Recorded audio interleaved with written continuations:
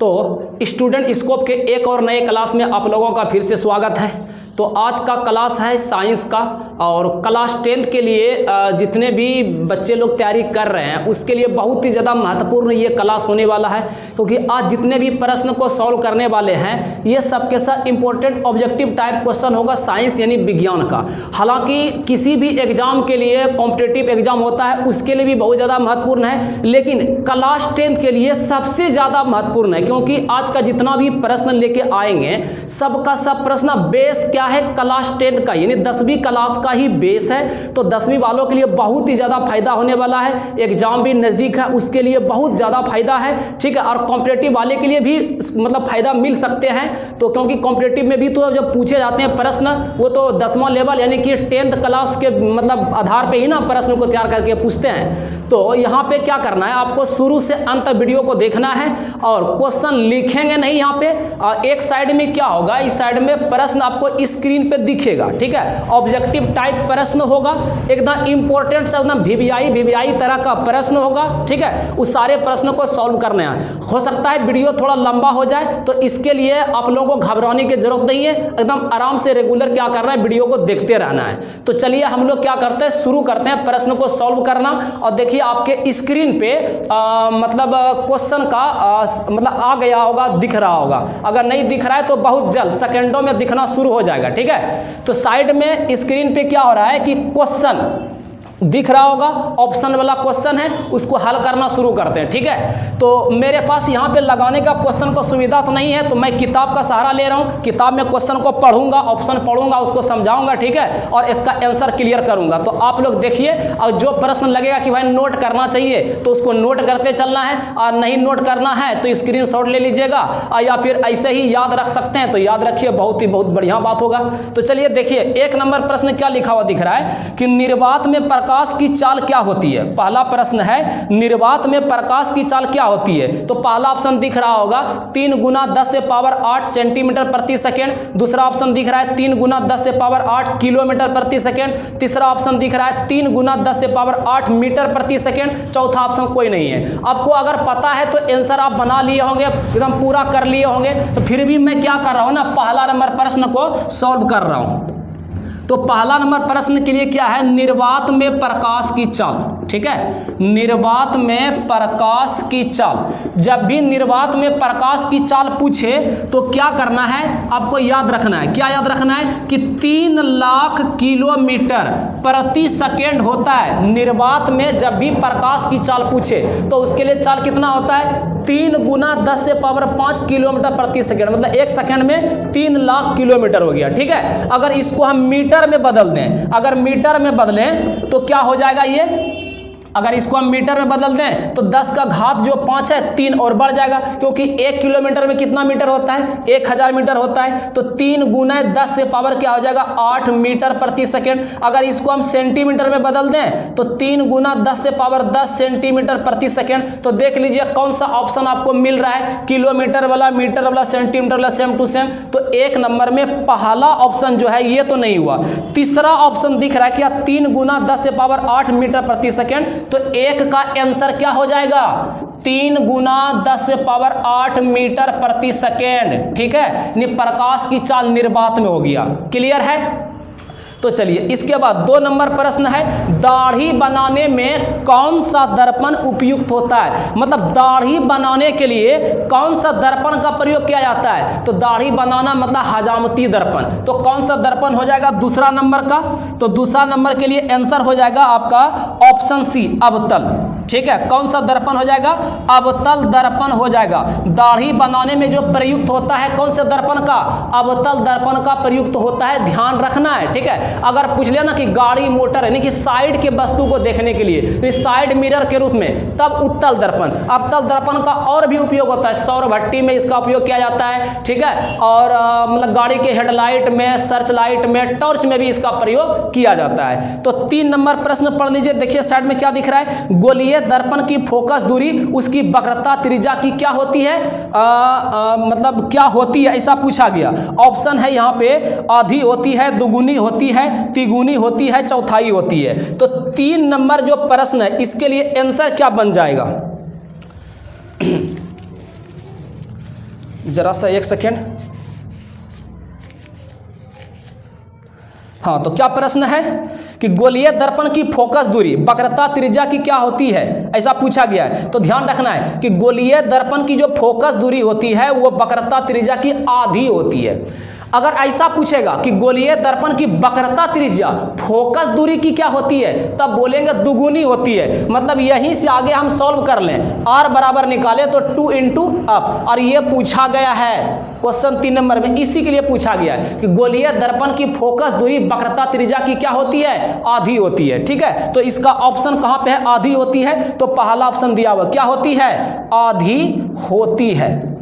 जब भी प्रश्न पूछे कि गोलीय दर्पण की फोकस दूरी, गोलीय दर्पण में उत्तल दर्पण, अवतल दर्पण, किसी भी तरह का अगर दर्पण का प्रयोग करे तो आंसर लगाना है आधी होती है। हाँ, अगर पूछ ले वक्रता त्रिज्या क्या होती है, तब दुगुनी होती है। ठीक है, तो इसका आंसर 3 नंबर का आंसर क्या हो गया, 3 नंबर का आंसर हो गया यहाँ पे आधी होती है, पहला ऑप्शन। तो इसके बाद आता है चौथा नंबर, यानी 4 नंबर जो प्रश्न है, साइड मिरर के रूप में किसका उपयोग होता है। अभी तुरंत बताएं कि साइड मिरर का जो उपयोग होता है, 4 नंबर प्रश्न को यहाँ लिख रहे हैं। साइड मिरर के रूप में जो उपयोग होता है, कौन सा दर्पण होता है, उत्तल दर्पण होता है। ठीक है, गाड़ी का हेडलाइट पूछेगा तब अवतल दर्पण, सर्च लाइट बोल देगा, फिर टॉर्च बोल देगा तो इसमें अवतल दर्पण, हजामती दर्पण यानी सैलून सब में जो दाढ़ी बनाने में जो दर्पण प्रयोग करता है तो वो अवतल दर्पण। लेकिन गाड़ी मोटर में ड्राइवर के बगल में जो लगा हुआ होता है साइड की वस्तु को देखने के लिए, वो कौन सा दर्पण, उत्तल दर्पण। तो 4 नंबर का पहला ऑप्शन हो जाएगा उत्तल दर्पण की उत्तल मिरर, यही ऑप्शन दिख रहा है ना। तो चलिए इसके बाद 5 नंबर प्रश्न को देखते हैं।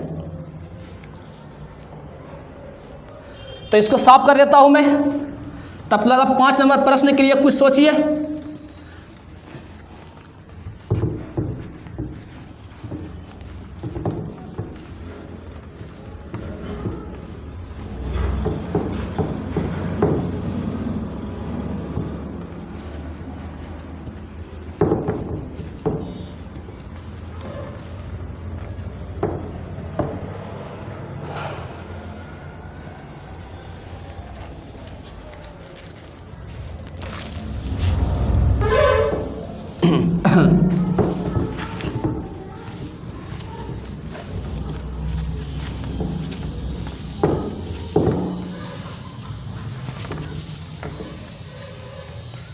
तो 5 नंबर देखिए प्रश्न क्या है कि एक उत्तल लेंस की फोकस दूरी 20 सेंटीमीटर है। एक उत्तल लेंस की फोकस दूरी कितना सेंटीमीटर है, 20 सेंटीमीटर है। तो 5 नंबर प्रश्न के लिए, ठीक है, फोकस दूरी दिया हुआ है कितना, 20 सेंटीमीटर। ठीक है, तो पूछा है कि लेंस की क्षमता, तो लेंस की क्षमता जो होती है P बराबर 1/f फॉर्मूला होता है, तो 1/f, f की जगह कितना सेंटीमीटर, 20 सेंटीमीटर। और हम लोग जानते हैं, क्या जानते हैं कि लेंस की क्षमता जब भी निकालते हैं तो लेंस के लिए फोकस दूरी का प्रयोग जो होता है वो मीटर में होता है, सेंटीमीटर में नहीं होता है। तो यहाँ पे क्या करेंगे ना, सेंटीमीटर को बदल देंगे मीटर में। तो 20 सेंटीमीटर मतलब हो गया 1/20 सेंटीमीटर को बदल देंगे मीटर में, क्या करेंगे 100 से भाग कर लेंगे। तो यही हो गया 1/20 रह जाएगा, 100 चला गया ऊपर। ठीक है, 20 से भाग लगा देंगे तो 5 बार में भाग लग गया, 5 गुने करेंगे 5, तो प्लस में हो गया 5 डाईऑप्टर।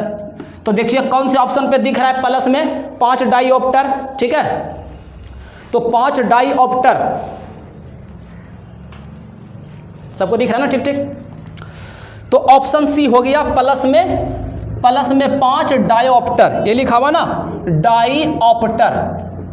ठीक है, तो 5 नंबर का सी हो गया इसका आंसर। 6 नंबर प्रश्न है कि 6 नंबर है स्नेल के नियमानुसार होता है। तो स्नेल के जो नियमानुसार होता है म्यू बराबर साइन आई अब बटे में होता है साइन आर, यानी साइन आई बटे साइन आर। एक नियम आता ना प्रकाश के अपवर्तन का, प्रकाश के अपवर्तन के दूसरा वाला नियम, अरे याद है कि नहीं, प्रकाश के अपवर्तन के दूसरे नियम को ही कहा जाता है स्नेल का नियम, कि अपतन कोण की जया और अपवर्तन कोण की जया का अनुपात एक नियतांक होता है। तो अपतन कोण आई हो गया, अपवर्तन कोण आर हो गया, तो इसकी जाया का अनुपात क्या हो गया, एक नियतांक यानी एक कांस्टेंट हो गया। ठीक है, तो पहला ही ऑप्शन में दिख गया।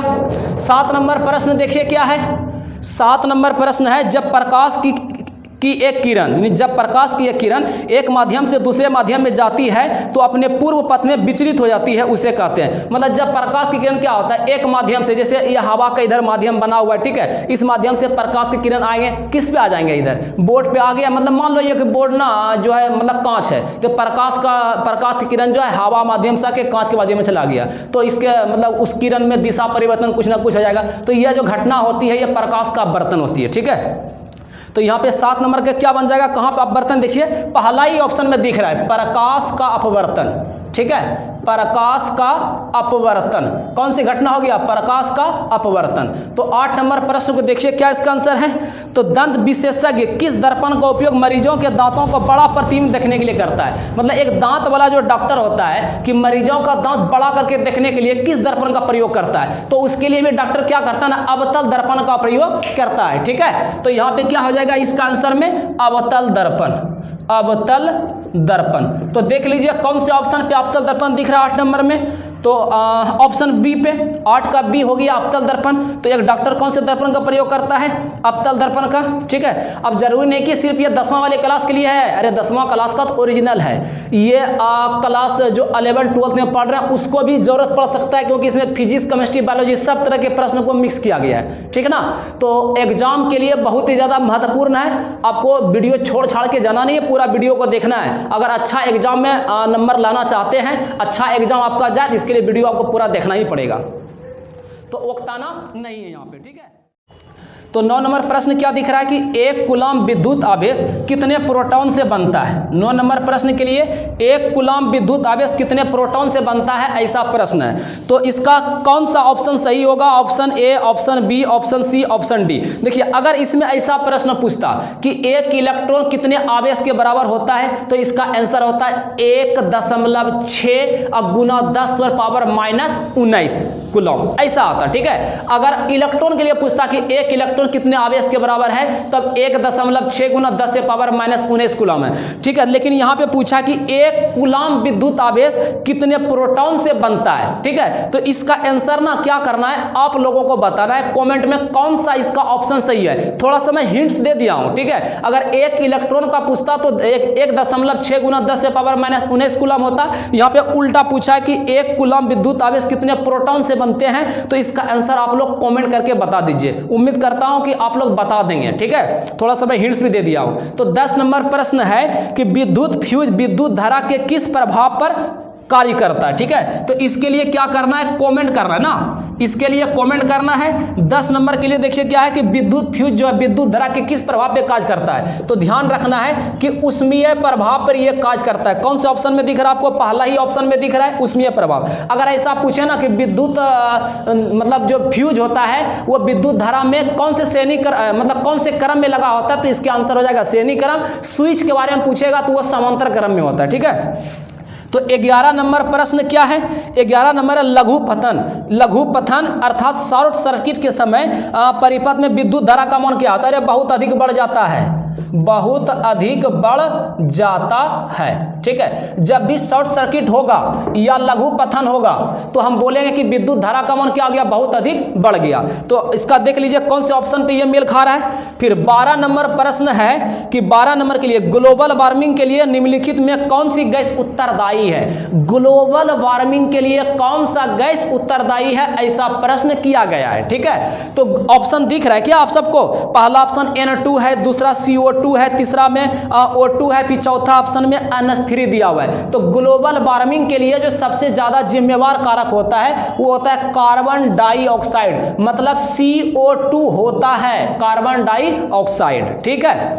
तो देखिए अब 13 नंबर प्रश्न दिख रहा है स्क्रीन पे, दिख रहा है ना। तो 13 नंबर प्रश्न को पढ़िए और देखिए उसका कौन कौन सा ऑप्शन, कैसा ऑप्शन दिया हुआ है। 9 नंबर को कमेंट करके बताना है। थोड़ा सा मैं हिंट्स दे दिया हूं इसके लिए कौन सा ऑप्शन सही होने वाला है 9 नंबर में, ठीक है। तो 13 नंबर प्रश्न है आपका कि कौन सा लेंस अपसारी लेंस भी कहलाता है ना, यानी कौन सा लेंस, यानी किस लेंस को अपसारी लेंस कहा जाता है। अच्छा अपसारी का मतलब समझ में आ रहा है ना, जब कोई एक प्रकाश स्रोत से क्या होगा, प्रकाश निकलेगा, अगर वो फैलते चला गया तो बोलेंगे अपसारी है, ठीक है। अगर फैलते हुए नहीं जाएगा, प्रकाश स्रोत से प्रकाश निकलेंगे और वो कहीं ना कहीं एक बिंदु पे जाके जमा हो जाएंगे, तब उसको हम क्या बोलेंगे? अभिसारी। उसको क्या बोलेंगे? अभिसारी, ठीक है। अगर प्रकाश फैलते हुए चला जाएगा तो वो हो जाएगा अपसारी। तो कौन सा लेंस जो है, कौन सा लेंस जो है वो अपसारी लेंस कहलाता है, ऐसा प्रश्न है। तो इसका आंसर क्या बन जाएगा? अवतल लेंस। अवतल लेंस को क्या कहा जाता है? अरे अवतल लेंस को ही कहा जाता है अपसारी लेंस, ठीक है। अगर पूछता ना यहाँ पे कि कौन अभिसारी लेंस है, तो अभिसारी लेंस हो जाता उत्तल लेंस, ठीक है। तो 13 नंबर का क्या हो गया? कौन सा ऑप्शन सही हो गया 13 नंबर के लिए? तो कौन सा लेंस अपसारी लेंस भी कहलाता है, जिसका आंसर हो जाएगा ऑप्शन ए, अवतल लेंस, ठीक है। अवतल लेंस हो जाएगा। हाँ, अगर पूछता मतलब कि कौन सा लेंस अभिसारी लेंस कहलाता? अभिसारी, जब अभिसारी के लिए बोलेगा, ठीक है, जब अभिसारी लेंस अगर पूछता है तब इसका आंसर हो जाएगा उत्तल, ठीक है, उत्तल लेंस, ठीक है, ध्यान रखना है। फिर 14 नंबर प्रश्न है, पुतली के साइज को कौन नियंत्रित करता है? दिख रहा है क्या ऑप्शन? पक्षाम्बी है, परितारिका है, नेत्र लेंस है, रेटिना है। यानी कि पुतली के साइज को नियंत्रित करने का कार्य किसका, कौन नियंत्रित करता है? तो परितारिका करता है। तो कौन सा ऑप्शन पे परितारिका है? अरे 14 का बी में है क्या परितारिका? तो परितारिका, ठीक है। फिर 15 नंबर प्रश्न को देख लीजिए। अच्छा, नेत्र से क्वेश्चन है तो ऐसा भी आता है कि मानव नेत्र जो है, नेत्र में प्रतिबिंब जो बनता है वो कहां पर बनता है? तो नेत्र में प्रतिबिंब रेटिना पे बनता है, इसका भी ध्यान रखना है, ठीक है। रेटिना पर ही मानव नेत्र में क्या होता है? प्रतिबिंब बनता है। अगर पूछेगा पुतली के साइज को कौन नियंत्रित करता है, तो कौन करता है भाई? अरे अभी तुरंत बताए ना, कौन नियंत्रित करता है? तो परितारिका। चलिए, उसके बाद प्रश्न है 15 नंबर, भारत में उत्पादित प्रत्यावर्ती विद्युत धारा की आवृत्ति। भारत में विद्युत धारा जो उत्पादित होता है तो वो प्रत्यावर्ती धारा, तो वो कितने हर्ट्ज का है? तो वो ध्यान रखना कि 50 हर्ट्ज का है। बहुत ही अच्छा प्रश्न क्लास 10 के लिए पूछा जाता है, ऐसा पूछा भी गया है, ठीक है। तो कितना हर्ट्ज होता है? 50 हर्ट्ज होता है। फिर इसके बाद देखिए क्या प्रश्न दिख रहा है आपको। 16 नंबर में, घरेलू विद्युत परिपथ में उदासीन तार का रंग होता है। घरेलू विद्युत परिपथ जो होता है उसमें उदासीन तार का रंग कैसा होता है, ठीक है। उदासीन तार का रंग कैसा होता है? तो ध्यान रखना, उदासीन तार का जो रंग होता है वो कैसा होता है? काला होता है। हाँ, अगर पूछे ना गर्म तार, ठीक है, क्या पूछेगा? गर्म तार का जो रंग होता है वो कैसा होता है? तो वो लाल होता है, ठीक है। गर्म तार के लिए अगर पूछे तो वो लाल होता है, और उदासीन तार पूछेगा तो काला होता है। फिर 17 नंबर प्रश्न के लिए, एलपीजी का मुख्य अवयव क्या है? जो एलपीजी होता है, लिक्विफाइड पेट्रोलियम गैस, यानी द्रवीभूत पेट्रोलियम गैस, पूरा नाम बता दिए, लिक्विफाइड पेट्रोलियम गैस। एलपीजी के लिए क्या होता है? कौन सा ऑप्शन इसका सही होने वाला है? नॉर्मल पेंटेन एवं आइसोपेंटेन जो दिख रहा है आपको पहला ऑप्शन, या दूसरा होगा नॉर्मल ब्यूटेन एवं आइसोब्यूटेन, या तीसरा ऑप्शन होगा मीथेन एवं ईथेन, या इनमें से कोई नहीं। हालांकि थोड़ा सा मैं इसमें भी हिंट्स दे रहा हूं। ये इसका आंसर 17 नंबर जो प्रश्न है इसका भी आंसर ना आपको कॉमेंट करके बताना क्या इसका सही होने वाला है, ठीक है। थोड़ा सा हिंट देता हूं, जो एलपीजी होता है ना उसके लिए जो मुख्य अवयव होता है वो कौन? ब्यूटेन होता है, ठीक है। अब ब्यूटेन थोड़ा सा आपको दे दिए हिंट्स, तो आप पता लगा लीजिए कि कौन सा चारों ऑप्शन में से इसका सटीक आंसर होगा। तो 17 नंबर प्रश्न है, तो 17 नंबर के लिए भी क्या करना है? कॉमेंट करना है, ठीक है। तो कमेंट करके बताना है कि ये बताना है, कमेंट करके बताना है। लिख देता हूं ना, बहुत भूल जाते हैं आप लोग, नहीं तो कमेंट करके बताना है, आप भूले नहीं, इसके लिए मैं लिख भी दिया हूं, कमेंट करके बताना है। तो 18 नंबर प्रश्न है कि Zn प्लस में CuSO4, Zn उसके बाद क्या है? CuSO4, यानी कि जिंक है और प्लस में कॉपर सल्फेट है, ये आपस में कर लिया अभिक्रिया। उधर क्वेश्चन की वजह से ढक जाएगा तो इसके लिए नीचे में लिख रहा हूं, ठीक है। अभिक्रिया करके क्या बना रहा है? ZnSO4 बनाया प्लस में Cu, मतलब ये Zn क्या किया ना? Cu को हटा दिया, यानी कि Zn जो जिंक है कॉपर को हटा दिया, हटा के उसके स्थान पर आ गया। ये तो विस्थापन अभिक्रिया है ना। अरे विस्थापन अभिक्रिया ना लागू हो गया इसमें। तो कौन सा विस्थापन? ऑप्शन देखिए, पहला है संयोजन अभिक्रिया, दूसरा विस्थापन अभिक्रिया, तीसरा में द्विविस्थापन अभिक्रिया, चौथा में वियोजन अभिक्रिया। तो पहला ऑप्शन और चौथा ऑप्शन तो यूं ही छांट दीजिए, खत्म हो गया। तो तीसरा ऑप्शन जो है द्विविस्थापन, ये भी नहीं होगा क्योंकि 2 बार यहाँ विस्थापित नहीं किया गया, एक ही बार ये जिंक जो है कॉपर को विस्थापित किया है। तो सिर्फ हम बोलेंगे कौन सी अभिक्रिया? विस्थापन अभिक्रिया। तो 18 नंबर के लिए आंसर क्या हो जाएगा? विस्थापन अभिक्रिया, ठीक है, तो विस्थापन अभिक्रिया इसका आंसर हो गया। 19 नंबर प्रश्न को देखिए क्या है कि श्वसन किस प्रकार की रासायनिक अभिक्रिया है। श्वसन जो होता है, श्वास जो लेते हैं, सांस जो ले रहा है, तो श्वसन जो लेते हैं ना, जो श्वसन है वो किस तरह की रासायनिक अभिक्रिया है, तो ध्यान रखना ये ऊष्माक्षेपी है। कौन सी अभिक्रिया है? ऊष्माक्षेपी। तो यहां पे लिख देते हैं ऊष्माक्षेपी अभिक्रिया, ऑप्शन में है ना, तो ऊष्माक्षेपी। 19 नंबर का ऑप्शन सी हो जाएगा सही आंसर, करेक्ट आंसर, तो ऊष्माक्षेपी। फिर 20 नंबर प्रश्न क्या है उसको पढ़ लीजिए। 20 नंबर प्रश्न है कि अम्ल एवं क्षार के बीच, अम्ल एवं क्षार के बीच अभिक्रिया होने पर लवण एवं जल बनता है। यानी अम्ल और क्षार, यानी अम्ल और क्षार, क्षार यानी कि भस्म हो गया, अम्ल और भस्म के अभिक्रिया से लवण और जल बनता है। याद आ रहा है क्या? कौन सी अभिक्रिया? अरे उदासीनीकरण अभिक्रिया कहलाता है। ठीक है, कौन सी अभिक्रिया हो जाएगा? उदासीनीकरण, उदासीनीकरण अभिक्रिया हो जाएंगे। ठीक है, तो कौन सा ऑप्शन में है? ऑप्शन सी पे है 20 का, उदासीनीकरण अभिक्रिया। फिर 21 नंबर प्रश्न क्या है उसको भी पढ़ लीजिए कि नम वायु की उपस्थिति में लोहे की बनी नई वस्तुओं को कुछ समय पश्चात जंग लग जाता है, इस क्रिया को कहते हैं। मतलब लोहे की जो बनी वस्तु होता है, नम वायु में इसको छोड़ दिया जाता है तो कुछ समय के बाद क्या होता है, इसके ऊपर जंग लग जाता है। क्या कहलाता है ये संक्षारण कहलाता है। तो 21 नंबर के लिए आंसर ऑप्शन के हिसाब से देखना है ना, तो ऑप्शन में संक्षारण तो होगा, हाँ है। दूसरा ऑप्शन यानी बी ऑप्शन पे है संक्षारण, तो क्या कहलाता है? संक्षारण कहलाता है। कोनो दिक्कत नहीं है। तो उसके बाद देखिए 22 नंबर सबको दिख रहा है क्या? बढ़िया से, नीचे में जगह कम पड़ जाता है नीचे ना, दिख रहा है ना। फिर अगला प्रश्न क्या है कि संगमरमर का रासायनिक सूत्र क्या है? क्वेश्चन आ गया ना आपका स्क्रीन पे, 22 नंबर।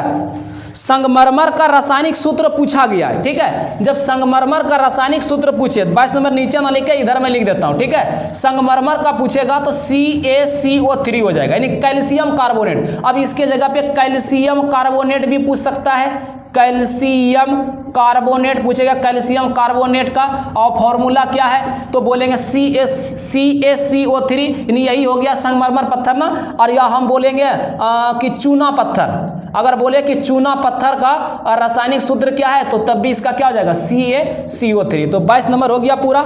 चलिए इसके बाद ना 23 नंबर सवाल को देख लीजिए, पढ़िए क्या है। तब तक मैं बोर्ड को क्या कर लेता हूँ, साफ कर लेता हूँ। तब तक आप अपने से कोशिश कीजिए क्या इसका आंसर बनने वाला है, उसको आराम से पढ़िए।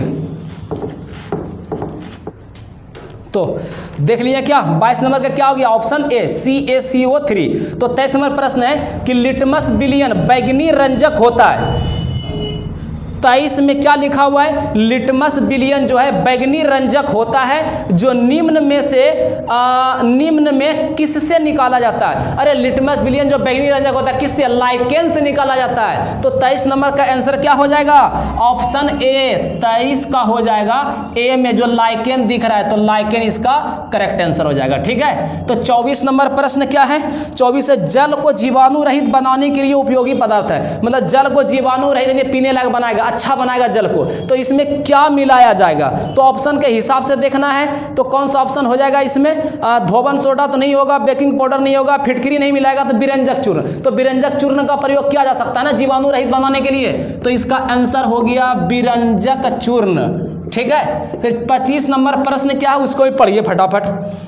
मिल्क ऑफ मैग्नीशिया, जिसको संकेत फॉर्मूला के रूप में यानी सूत्र में क्या लिखते हैं? MgOH2, यही है मिल्क ऑफ मैग्नीशिया, मैग्नीशिया। ठीक है, मिल्क ऑफ मैग्नीशिया जो है MgOH2 है। ठीक है, तो मिल्क ऑफ मैग्नीशिया के जलीय विलयन का निम्नांकित के रूप में उपयोग होता है। मतलब मिल्क ऑफ मैग्नीशिया का जो उपयोग किया जाता है किस रूप में किया जाता है? तो इसका ऑप्शन के हिसाब से एंटासिड हो जाएगा, यानी एंटासिड, यानी एंटासिड के रूप में इसका क्या किया जाता है? उपयोग किया जाता है। ठीक है, तो 26 नंबर प्रश्न क्या है? तो 26 नंबर है स्टेनलेस स्टील मिश्र धातु है। जो स्टेनलेस स्टील है यह मिश्र धातु है, तो किसका मिश्र धातु है? ऑप्शन देखिए लोहा का, तांबा का, एल्युमिनियम का, टीन का, तो किसका हो जाएगा? तो ऐसे भी स्टील है तो ये लोहा का हो जाएगा, एल्युमिनियम तो होगा नहीं, तांबा टीन तो होगा नहीं, तो इसका आंसर क्या हो जाएगा 26 नंबर का? लोहा का। ठीक है, 26 के लिए हो जाएगा लोहा का। थोड़ा स्पीड में काम करना, नहीं तो वीडियो बहुत ही ज़्यादा लंबा हो जाएगा। ठीक। ठीक है। तो ज़्यादा लंबा नहीं करना है वीडियो को, बहुत सारा प्रश्न को भी अभी सॉल्व करना है, तो बराबर देखना है। वीडियो अगर अच्छा लग रहा है, क्वेश्चन अगर ठीक ठाक लग रहा है, हाँ बढ़िया प्रश्न है, हाँ ऐसा ही प्रश्न एग्जाम में पूछा जाता है, तो वीडियो को लाइक कर देना है, ठीक है। और अच्छा सा कमेंट भी करना है, वीडियो को शेयर भी करना है, अपने दोस्तों तक पहुंचाना है, ताकि आपके जैसे और भी जो दोस्त हैं वो भी क्या करें, अच्छे से पढ़ाई करें और अच्छा नंबर भी लाए। और चैनल को पहली बार देख रहे हैं या पहली बार नहीं भी देख रहे हैं, सब्सक्राइब अगर नहीं करके रखें तो चैनल को सब्सक्राइब भी करना है, ठीक है। तो 27 नंबर प्रश्न है, सिनेबार अयस्क है, तो तांबा का है, पारा का है, सल्फर का है, सिलिकॉन का है। तो 27 में सिनेबार पूछा गया कि किसका अयस्क है, तो ध्यान रखना ये पारा का है। अगर पारा ऑप्शन में ना मिले तो पारद कहीं मिलेगा तो ये भी हो जाएगा, अगर मरकरी कहीं पे मिलेगा तो ये भी इसका आंसर हो जाएगा, अगर कहीं पे Hg संकेत के रूप में प्रयोग करे तो भी हो जाएगा। यानी सिनेबार जो होता है ये पारा का क्या होता है, अयस्क होता है, ठीक है। या फिर पारा की जगह हम पारद बोल देंगे, या मरकरी बोल देंगे, या Hg बोल देंगे, अरे ये भी तो हो जाएगा ना। हाँ अगर पूछेगा हेमेटाइट मैग्नेटाइट, हेमेटाइट ज्यादातर तो हेमेटाइट और मैग्नेटाइट ही पूछा जाता है, यही दो को पूछा जाता है, हालांकि और भी है। तो ये सब किसका अयस्क होता है, तो ध्यान रखना है कि हेमेटाइट, मैग्नेटाइट, सिडेराइट, लिमोनाइट जो है ये सब के सब लोहा का है। किसका है, लोहा का। हाँ अगर पूछे कॉपर पायराइट्स किसका है, तब तांबा का यानी कॉपर का है, ये भी ध्यान में रखना है, ठीक है। तो यहाँ पे पारा हो गया इसका आंसर। फिर उसके बाद प्रश्न है 28 नंबर कि एथेनॉल का क्रियाशील मूलक है। तो एथेनॉल, सबसे पहले तो ये बताइए कि जो एथेनॉल है, एथेनॉल का फॉर्मूला क्या है। एथेनॉल का जो फॉर्मूला होता है ये C2H5OH होता है। तो ये मतलब एथेनॉल यानी कि OH जो है लगा हुआ है, एल्कोहल वर्ग को दिखा रहा है, तो यही ना OH जो है क्रियाशील मूलक है। तो क्या हो गया यहाँ पे एथेनॉल। 28 नंबर में क्या हो जाएगा आंसर, 28 का OH हो गया, यानी एथेनॉल। अगर मेथेनॉल पूछेगा तो मेथेनॉल में भी क्या है, जितना भी ऑल वाला है, मेथेनॉल है, एथेनॉल है, प्रोपेनॉल हो जाएगा, ब्यूटेनॉल हो जाएगा, पेंटेनॉल बोलेंगे या हेक्सेनॉल बोलेंगे, ये सब में कौन सा क्रियाशील मूलक, तो एल्कोहल है। एल्कोहल के लिए संकेत में क्या प्रयोग करते हैं, यानी कि संरचना में, यानी इसके लिए सूत्र के रूप में, तो OH, ठीक है, ध्यान रखना। ये सिंगल बॉन्ड खाली रहता है, ये किसी के मतलब कोई एल्किल समूह के साथ क्या होता है, ये जुटता है, ठीक है।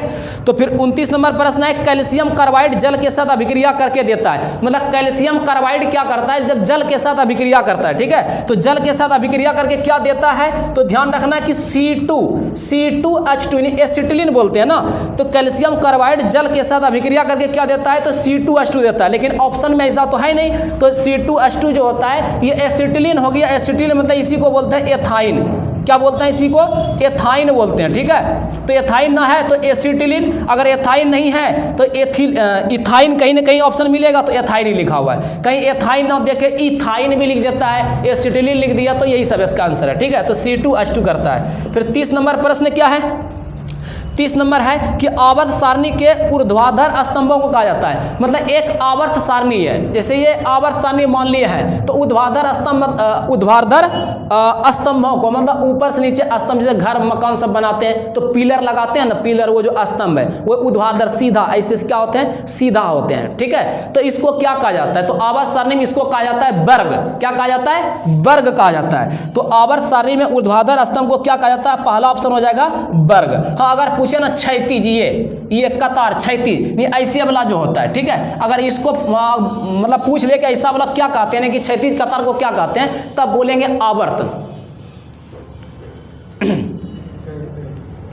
तो क्या हो जाएगा, आवर्त हो जाएगा, ठीक है। अगर सीधा उदग्र हो जाएगा तो उसको हम क्या बोलेंगे, स्तंभ। तो फिर उसके बाद देख लीजिए 31 नंबर प्रश्न है कि ऑक्जेलिक अम्ल का प्राकृतिक स्रोत निम्नलिखित में से कौन है। तो ऑक्जेलिक अम्ल जो है, ठीक है, ऑक्जेलिक अम्ल का जो प्राकृतिक स्रोत है ऑप्शन के हिसाब से संतरा है, टमाटर है, सिरका, इमली है। तो टमाटर में भजा हो जाएगा ना, अरे भाई टमाटर में ही ना ऑक्जेलिक अम्ल पाया जाता है। नींबू हो गया, संतरा हो गया, इसमें कौन सा अम्ल पाया जाता है, नींबू में। अगर लिखना चाहते तो लिख लीजिए फटाक से, नींबू और संतरा में सिट्रिक अम्ल होता है, ठीक है। हाँ अगर पूछेगा सिरका में कौन सा अम्ल होता है, तो सिरका में एसिटिक अम्ल होता है, ठीक है। नींबू संतरा हो गया सिट्रिक अम्ल, सिरका पूछेगा तो एसिटिक अम्ल, टमाटर का पूछा तो ऑक्जेलिक अम्ल हो जाएगा, ये ना पूछा था ऑक्जेलिक अम्ल। हाँ अगर पूछेगा इमली, तो इमली में कौन सा अम्ल होता है, अरे इमली में टार्टरिक अम्ल होता है, ठीक है। सेब का पूछेगा ना, सेब का हो जाएगा मैलिक अम्ल। तो ऑप्शन के हिसाब से क्या इसका आंसर हो गया ऑक्जेलिक अम्ल वाले के लिए?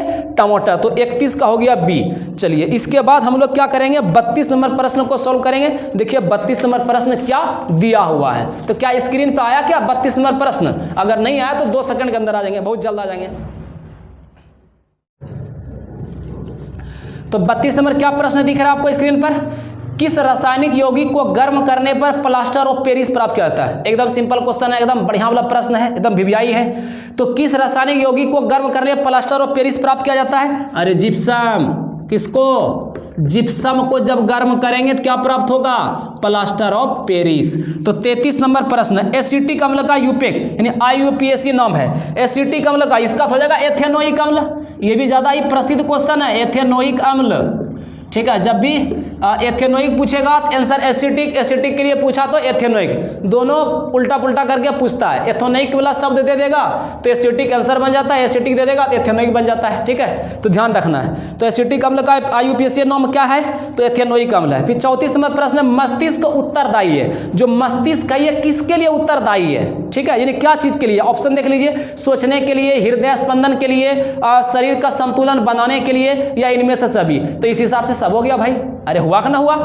तो मस्तिष्क ना बहुत सारे कार्य करते हैं। सोचने समझने का शक्ति भी केंद्र कहाँ है? मस्तिष्क। मस्तिष्क में कहाँ है? सेरिब्रम में। तो सोचने का भी कार्य करती है, हृदय स्पंदन का भी कार्य करती है, शरीर का भी संतुलन बनाती है कौन? मस्तिष्क। मस्तिष्क का बहुत ज्यादा कार्य है। तो ऐसा करेंगे एक दिन ना एक क्लास लेकर आएंगे, सिर्फ मस्तिष्क से संबंधित ही प्रश्न होगा, ठीक है। उसमें एक भी प्रश्न नहीं छूटेगा, बहुत रंग बिरंग का प्रश्न लेके आएंगे, तो पूरा निचोड़ के रख देंगे मस्तिष्क को, ठीक है। तो अभी फिलहाल क्या करना है, इसका आंसर देख लीजिए क्या हो गया 34 नंबर के लिए। तो 34 का आंसर बन जाएगा इनमें से सभी। इनमें से सभी हो गया, मतलब जितना भी ऑप्शन दिख रहा है सबके सब ऑप्शन क्या है? सही है। तो किसी और नया दिन, किसी और दिन क्या करेंगे, एक नया क्लास लेके आएंगे, पूरा का पूरा क्लास होगा मस्तिष्क से संबंधित, यानी मस्तिष्क से जुड़ा हुआ ही क्या होगा सारा प्रश्न होगा, तो पूरा खत्म हो जाएगा। फिर इसके बाद देखिए 35 नंबर क्या है कि 1 किलोवाट घंटा तुल्य, यानी 1 किलोवाट घंटा किसके बराबर होता है? 1 किलोवाट घंटा जो होता है 3.6 गुना 10 से पावर 6 जूल के बराबर होता है क्या?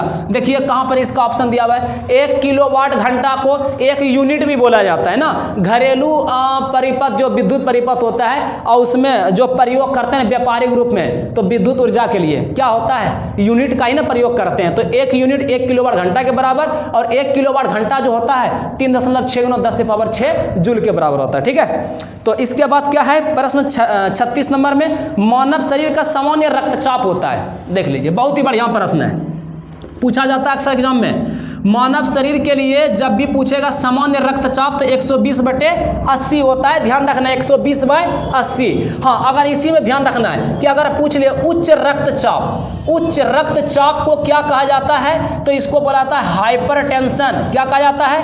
हाइपरटेंशन। उच्च रक्तचाप क्या कहलाता है? तो हाइपरटेंशन कहलाता है। इसको भी साइड से ध्यान रखना है, ठीक है। 37 नंबर प्रश्न को देख लीजिए क्या है। तो 37 नंबर प्रश्न जो है वह है कि रक्त में आयरन के कमी से होने वाला एक रोग है। रक्त के कमी से रक्त में आयरन के कमी से कौन सा रोग होता है? ऑप्शन देख लीजिए, टीबी है, मधुमेह है, एनीमिया है, उच्च रक्तचाप है। ये तो नहीं है, तो एनीमिया इसका हो जाएगा ना, ऑप्शन सी इसका सही आंसर हो जाएगा।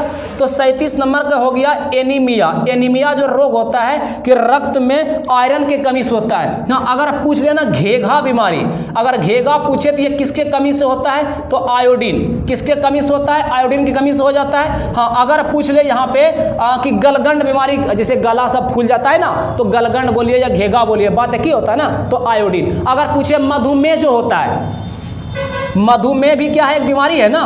तो मधुमेह जो होता है ये किसके वजह से होता है? तो मधुमेह, अरे किसके वजह से? इंसुलिन की कमी से। ये होता है इंसुलिन की कमी से क्या होता है? अरे मधुमेह होता है क्या? ध्यान रखना है। एनीमिया पूछा है, मतलब ये रक्त में आयरन की कमी से होता है। तो घेघा वाला भी पूछ सकता है, मधुमेह भी पूछ सकता है, इसको भी ध्यान रखना है। तो 38 नंबर क्या प्रश्न है उसको देख लीजिए। 38 है, वृषण द्वारा स्रावित हार्मोन को कहते हैं। वृषण द्वारा जो हार्मोन स्रावित होता है उसको क्या कहते हैं? उसको कहते हैं टेस्टोस्टेरोन। क्या कहते हैं उसको? टेस्टोस्टेरोन।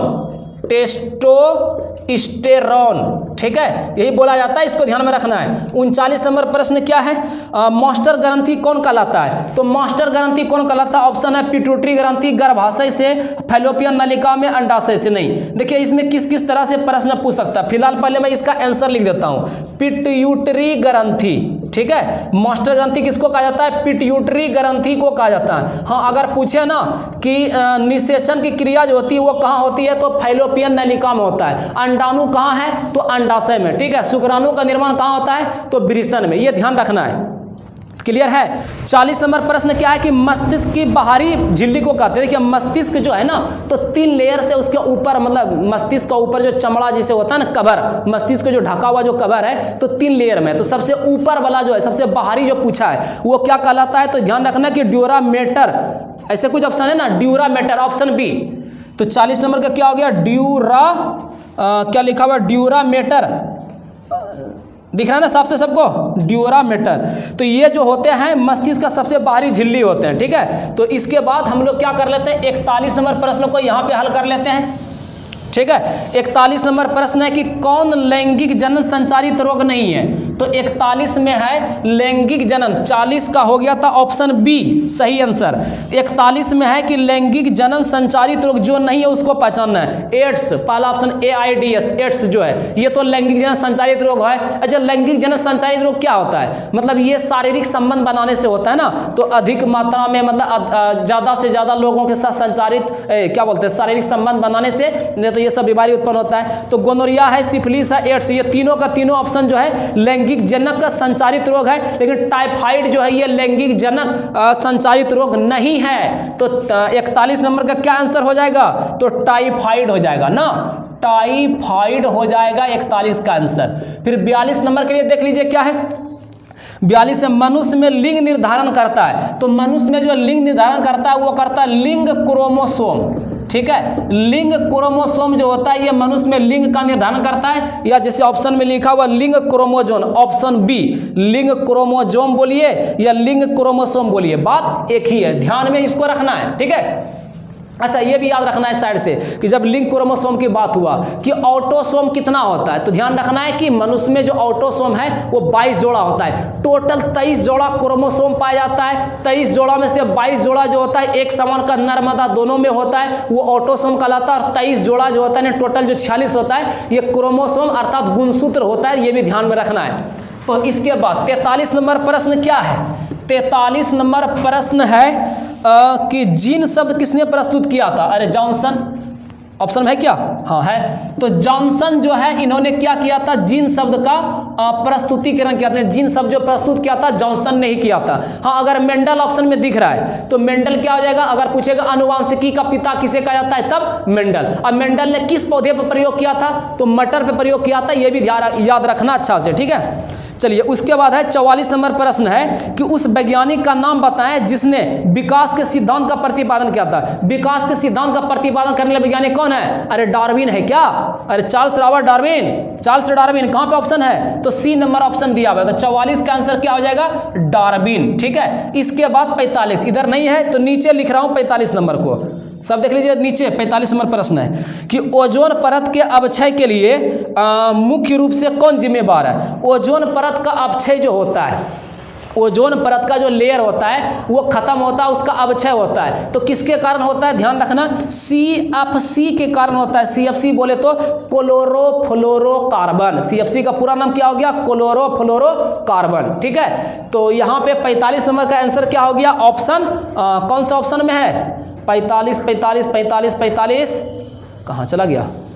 हाँ, 45 का ऑप्शन हो गया सी क्लोरोफ्लोरोकार्बन। और चौथा ऑप्शन दिख रहा होगा NO2, अगर कहीं कट रहा होगा तो ठीक से देख लीजिए, NO2 है चौथा ऑप्शन। तीसरा ऑप्शन पे दिया हुआ CFC यानी क्लोरोफ्लोरोकार्बन। अच्छा, पराबैंगनी किरण जो होता है, पराबैंगनी किरण के सहारे क्या होता है, मतलब सूर्य के प्रकाश के सहारे जो पराबैंगनी किरण आता है पृथ्वी तक, तो मनुष्य के ऊपर जब पड़ता है तो कुछ बीमारी से ग्रसित हो जाता है मनुष्य लोग सब, मतलब उसके वजह से बीमार पड़ जाते हैं। कौन कौन से तरह का बीमारी उत्पन्न होता है, जरा कमेंट करके लिख दीजिए, तो कमेंट में बता दीजिए तो कौन कौन सा बीमारी उत्पन्न होता है। यानी कि जब क्लोरोफ्लोरोकार्बन की वजह से क्या होता है ना, ओजोन परत नष्ट हो गया और पराबैंगनी किरण कहाँ हो जाता है, अपने लोगों के शरीर पे आ जाता है, तो कुछ ना कुछ बीमारी उत्पन्न कर देता है। तो कौन कौन सा बीमारी होता है उसका नाम कमेंट करके बताना है। बहुत जल्द क्या करेंगे, नया और क्लास लेकर आएंगे आप लोग, इसके लिए लाइक करके जाना है आप लोगों को, ठीक है। अगर पूरा वीडियो देख लिए हैं, कहीं भी कोई तरह की दिक्कत हुआ तो एक बार वीडियो को फिर से चला के देख लीजिए, तो समझ में आ जाएगा। जौन जौन प्रश्न को बोले कमेंट करके बताने के लिए, तो आप भरोसा करते हैं कि आप लोग कमेंट करके बताइए, ठीक है। भरोसा नहीं तोड़िएगा, कोई भरोसा नहीं तोड़ना है। सब के सब लोग कमेंट करके बताना है कि कौन कौन सा क्वेश्चन मैंने छोड़ा था, कमेंट करने के लिए उस सारे को क्या करना है, कमेंट करके जवाब